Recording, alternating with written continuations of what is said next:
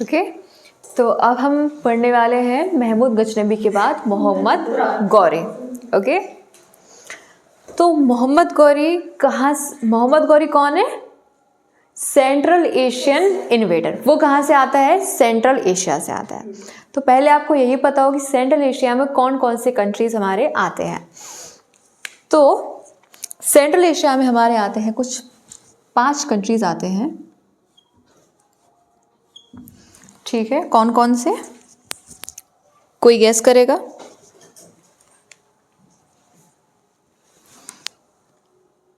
Kazakhstan,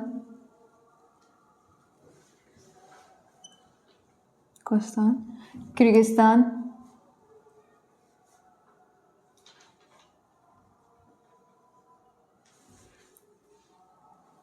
Tajikistan,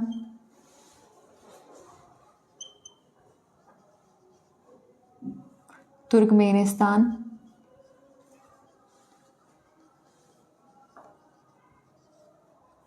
Uzbekistan. ठीक है, तो महमूद गजनबी एक साइड आता है अरब से, अरेबियन इन्वेडर। मोहम्मद गौरी कहाँ से आता है? सेंट्रल एशिया से। ठीक है, सेंट्रल एशिया में आज प्रेजेंट में इतने कंट्रीज आते हैं, पहले भी आते थे। ठीक है, और 1175 एडी में जो मोहम्मद गौरी सेंट्रल एशिया में रूल करता है और फिर वहाँ से इंडिया में भी अटैक करता है। ठीक है, तो जो अटैक वो करता है, वो पहला अटैक करता है गुजरात पर 1178 एडी में। तो 1178 एडी में जब वो गुजरात पर अटैक करता है तो वहाँ पर किंग हैं मूलराज वन और भीमदेव द्वितीय। ठीक है, इनका एक ही नाम है, आई थिंक वन ही है। मैं बताती हूँ अभी।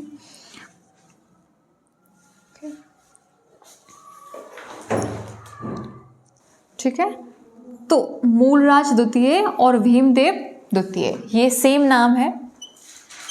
ठीक है, और इनकी मदर होती हैं, विडोड मदर होती हैं नायका देवी। इनकी लीडरशिप में ये युद्ध लड़ा जाता है गुजरात में माउंट अबू के पास में, और इस युद्ध में मोहम्मद गौरी को हार होती है। मोहम्मद गौरी इसमें हार जाता है। ठीक है, तो इसमें मोहम्मद गौरी की हार होती है। माउंट अबू प्लेस क्या है? माउंट अबू, और फिर वो वापस अपने सेंट्रल एशिया में लौट जाता है। ठीक है, तो ये आपको डेट याद रखनी है 1178।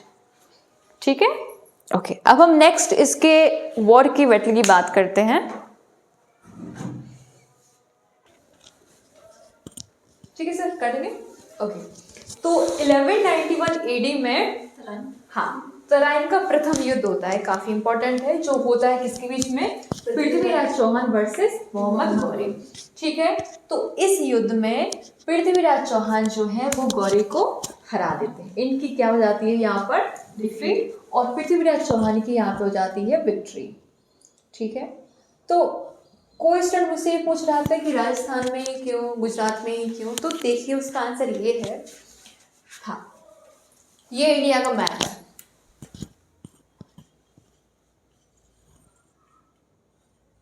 ठीक है, रफली किया है।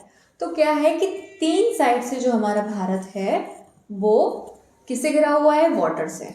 ठीक है, और इस साइड क्या है आपके? हिमालयस। तो हिमालयस की हाइट बहुत हाई है, इसलिए यहाँ से इन्वेशन होना पॉसिबल नहीं था। पानी यहाँ पे तीनों साइड वाटर बॉडीज हैं, तो इतनी साइंस और टेक डेवलप नहीं थे कि वो यहाँ से भी कोई इन्वेशन करे। तो बच्चा एक बाउंड्री नॉर्थ वेस्ट है ना, ये नॉर्थ वेस्ट। तो स्पेस यहाँ, तो यहीं से अरब आक्रमणकारी, सेंट्रल एशियन आक्रमणकारी या जो मिडिल इंडिया में जितने भी इन्वेडर्स आए हैं वो सब नॉर्थ वेस्ट फ्रंटियर से ही आए हैं। ठीक है, तो या तो वो गुजरात में अटैक करेंगे, या वो राजस्थान में करेंगे, या फिर इस पूरे एरिया में वो अटैक करेंगे। तो सबसे पहले उनको इन राजाओं को हराना पड़ता था, तभी उनकी अंदर एंट्री हो पाती है भारत में। ठीक है, तो इससे पहले मोहम्मद गौरी से पहले कहाँ आया था? गुजरात में। तो यहाँ पर कौन थे राजा? भीमदेव द्वितीय। ठीक है, तो इनको कि गुजरात में क्यों? क्योंकि ये भी नॉर्थ वेस्ट फ्रंटियर है, फिर इस यहाँ से हारने के बाद फिर वो अटैक करते हैं पृथ्वीराज चौहान की टेरिटरीज पर, ठीक है। और जब पहला युद्ध होता है तराइन का, प्रथम युद्ध होता है 1191 AD में, इसमें मोहम्मद गौरी की हार हो जाती है, ठीक है। फिर वो अगले साल फिर आते हैं 1192 AD में, ठीक है। तो तराइन का द्वितीय युद्ध होता है पृथ्वीराज चौहान और मोहम्मद गौरी के बीच में, और इस युद्ध में पृथ्वीराज चौहान हार जाते हैं और मोहम्मद गौरी जीत जाता है, ठीक है। तो ये आपको पता होना चाहिए। और ये युद्ध इतना ज्यादा एक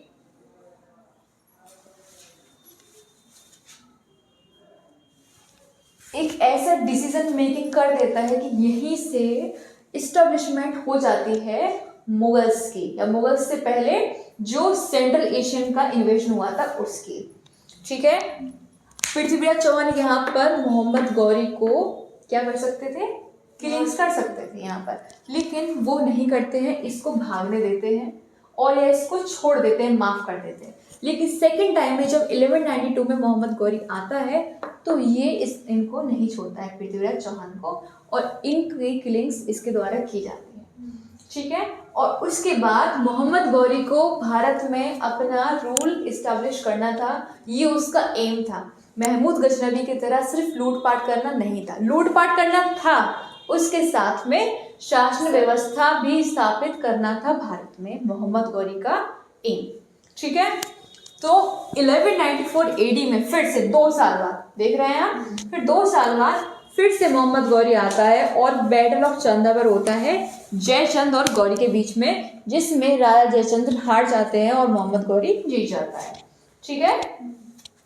तो ये है आपके मोहम्मद गौरी के इन्वेजन्स, ठीक है। इससे पहले इन्वेजन गुजरात पर कब हुआ है, गुजरात पर कब हुआ है आक्रमण, अभी मैंने बताया जस्ट आपको 1178 में, 1178 में, 1191 में, 1192 में, 1194। तो इतने सारे इन्वेजन्स गौरी के द्वारा किए जाते हैं, ठीक है। तो क्या आपको समझ में आया? तो बैटल ऑफ चंदावर भी इंपॉर्टेंट है, ये क्वेश्चन आता है कि कब हुआ था, 1194 में हुआ था।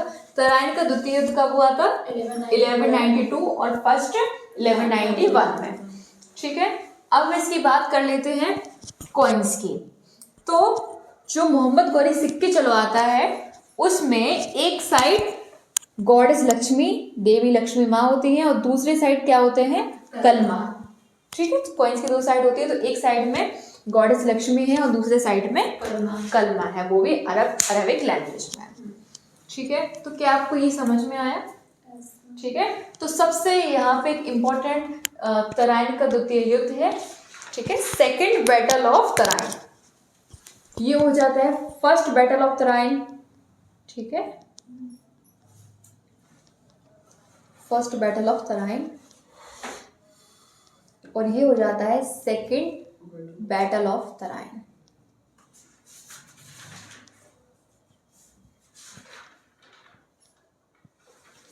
ठीक है। तो कोई भी एम्पायर होता है उसके छोटे छोटे डिसीजंस होते हैं जो, ओके, तो वो बहुत ज़्यादा इम्पोर्टेंट हो जाते हैं आगे के रूल के लिए। तो क्या आपको ये समझ में आया? ठीक है। तो मोहम्मद गौरी के इन्वेजन्स हमने पढ़ लिए हैं। अब हम इसके बाद स्टार्ट करेंगे।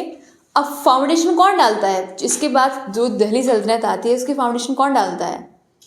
मोहम्मद गौरी। इसके बाद इसका एक गुलाम होता है कुतुबुद्दीन ऐबक, ठीक है, उसके साथ में बख्तियार खिलजी वो भी होता है। तो इनको वो यहाँ पर संभालने के लिए छोड़ जाता है और यहीं से स्टार्ट होती है आपकी दिल्ली सल्तनत।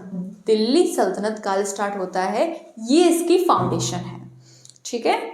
तो अब हम स्टार्ट करेंगे नेक्स्ट आपका गुलाम वंश, गुलाम डायनेस्टी, ठीक है। कोई क्वेश्चन, कोई डाउट है? Thank you.